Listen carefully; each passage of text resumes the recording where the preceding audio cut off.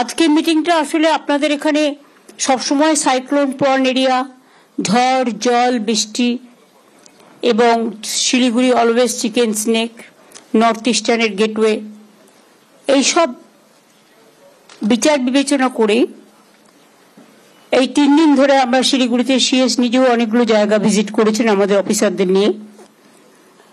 এইগুলো নিয়ে মেনলি আজকে আমাদের আলোচনা। আজকে কতগুলো ব্যাপারে আমরা যেটা স্টাডি করে দেখেছি, দেখুন কিছু কথা তো অ্যাডমিনিস্ট্রেটিভ মিটিং এ বলতেই হয়, তবে কেউ কেউ এটাকে আবার ন্যারেটিভ করার চেষ্টা করে। কিন্তু আমি সবাইকে বলবো এটা ন্যারেটিভ নেগেটিভ না করে পজিটিভ অ্যাটিটিউডে নেওয়া দরকার আছে। জানুয়ারি মাসের 2 তারিখে আমরা স্টেট রিভিউ মিটিং করেছিলাম, যাতে আপনারা সকলেই ছিলেন, ডিএমরাও ভার্চুয়ালি ছিলেন। এ ব্যাপারে আমরা কাজের কিছু নির্দেশও দিয়েছিলাম। ইদানিং আপনারা দেখতে পাচ্ছেন কিছু সোশ্যাল নেটওয়ার্কের মাধ্যমে এবং মিডিয়ার একটা section always fake news, false news, ভেক নিউজ এবং উত্তেজনা ছড়ানোর এমন কোনো দিক নেই যেটা করছেন না। অনেক সময় আমরা ভাবি যেটা বেরোচ্ছে সবটাই হয়তো সত্য, কিন্তু প্রত্যেককে আমি অনুরোধ করবো, ভিডিও থেকে শুরু করে আইসি থেকে শুরু করে হেড অফ দ্য ডিপার্টমেন্ট যারা বিভিন্ন জেলায় বিভিন্ন হেডে আছেন, সবাইকে, ইভেন যারা ইলেক্টেড মেম্বারও আছেন, একটা জিনিস মাথায় রাখবেন, ফেক ধরবার মেশিনারি আছে। যখনই ফেক দেখবেন ওটাকে ফেক করে দিন, তাহলে লোকে বুঝবে ঘটনাটা সত্য নয়।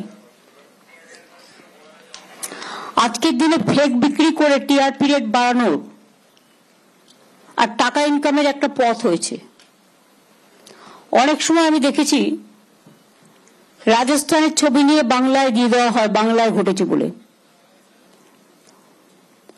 আমি এটাও দেখেছি বাংলাদেশের ছবি নিয়ে এখানে দিয়ে দেওয়া হয় যে আমরা করেছি বলে। এইসব ব্যাপারগুলো আজকাল ভীষণ সেন্সিটিভ হয়ে গেছে। পরশুদিন যেমন আমি একটা ডিজিটালে একটা নিউজ দেখলাম, খুব বাজে নিউজ। কোন একজন হুমকি দিচ্ছে, সেই হুমকিটাকে তারা গ্লোরিফাই করছেন। তাদের উচিত ছিল না এটা করা। জানতে হবে এটা আমাদের দেশের মধ্যেকার ব্যাপারও নয়, একটা অন্য কান্ট্রির ব্যাপার। সেখান থেকে উদয় হচ্ছে, সেই সোর্সটাকে না ধরে ওইটা নিয়ে যদি আমরা মাথা ঘামাই আর ওইটা নিয়ে কাকে কান নিয়েছে বলে কান নিয়ে পালাই, তাহলে কিন্তু উত্তেজনা বাড়বে, বর্ডারগুলো অশান্ত হবে। যে কোনো অশান্তিতেই কিন্তু সবচেয়ে বেশি সাফারার হয় সাধারণ মানুষ, এবং প্রশাসনের যারা আছেন তারাও খুব ডিস্টার্ব হয়। সুতরাং মনের শান্তি, মানসিক শান্তি এগুলো বজায় রাখবার জন্য সকলের দায়িত্ব কাঁধে কাঁধ মিলিয়ে চলার। আমি করলাম না প্রশাসন করবে এটা ভেবে রাখার দরকার নেই। আমিও করব, প্রশাসনের কাজ প্রশাসনও করবে। সবাইকে মিলেমিশে এই কাজটা করতে হবে, তবেই কিন্তু কাজটা ভালোভাবে হবে। সামনে বর্ষাকাল আসছে। আমি প্রথমে ডিএমএসপি থেকে শুরু করে যারা আছেন সকলকেই, দায়িত্বশীল সকলকেই বলছি, সোশ্যাল নেটওয়ার্কের ব্যাপারে যেটা নিজের নিজের এলাকাকে সতর্ক থাকুন, যাতে কোনো ঘটনা দিয়ে আপনাদের মনে কোনো উত্তেজনা পরিবেশ তৈরি করতে না পারে। মনে রাখবেন, শিলিগুড়ি বলুন, দার্জিলিং বলুন, কালিম্পং বলুন, জলপাইগুড়ি বলুন, ওদিকে উত্তর দিনাজপুর বলুন, দক্ষিণ দিনাজপুর বলুন, কুচবিহার বলুন, 4-5টা দেশের বর্ডার আছে। সুতরাং আপনাদের জায়গাগুলো আরো বেশি সেন্সিটিভ, খুবই সেন্সিটিভ।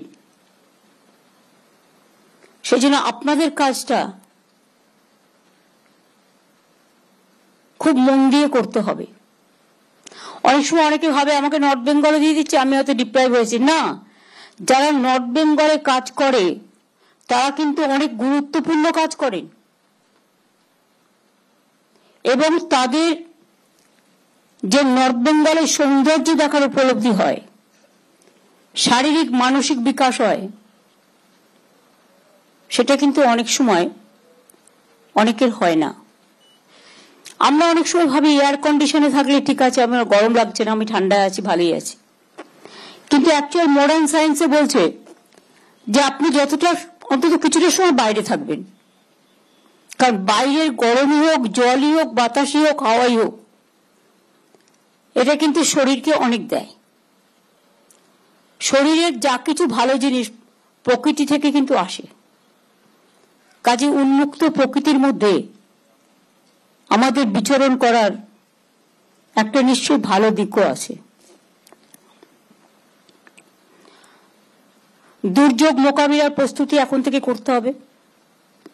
সামনে বর্ষাকাল, বর্ষা ইতিমধ্যেই শুরু হয়ে গেছে।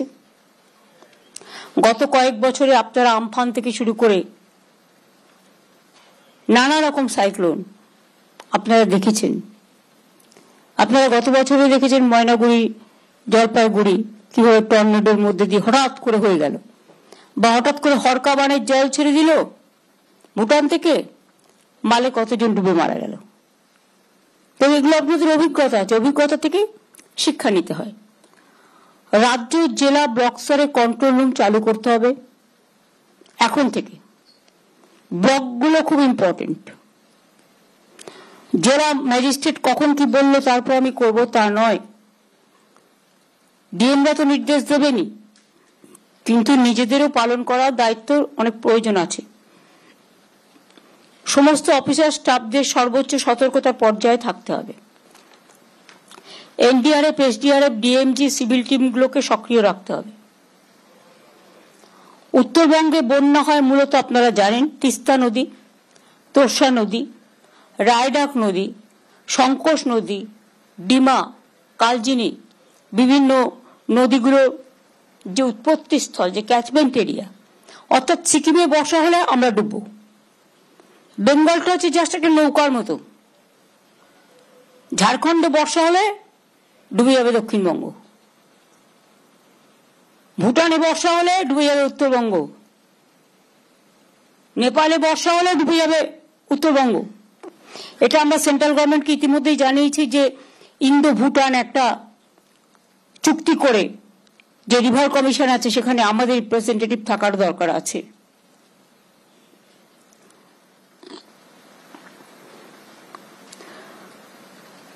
ওই অঞ্চলে বৃষ্টি হলেই আলিপুরদুয়ার, জলপাইগুড়ি, কালিম্পং, কোচবিহার, তাছাড়াও পাহাড়ে নানা রকম আপনারা জানেন ল্যান্ডস্লাইড হয় এই সময়।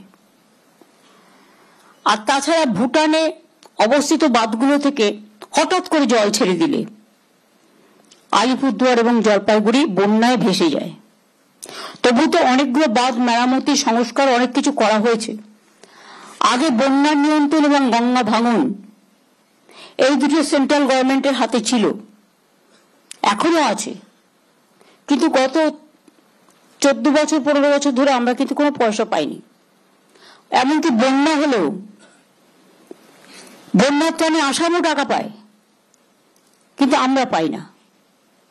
যাই হোক, বেশি কথা বলতে গেলে তিক্ততা বাড়বে, আমি আর তিক্ততার কথা বলতে চাই না। সিকিম, ভুটানে কিন্তু ইতিমধ্যেই বর্ষা হচ্ছে।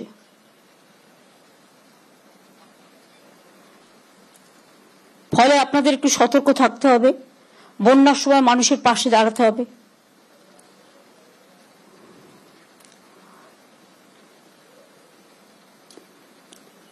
এটা হলো একটা বর্ষাকালীন কাজের প্রস্তুতি। দ্বিতীয়ত আমি মনে করি অ্যাট প্রেজেন্ট সিচুয়েশন হয়তো কিছুই হবে না, তবুও আমাদের সাউথে যেহেতু একটা 24x7 সারা পশ্চিমবাংলায় আমাদের একটা ডিজাস্টার ম্যানেজমেন্ট সিস্টেম আছে।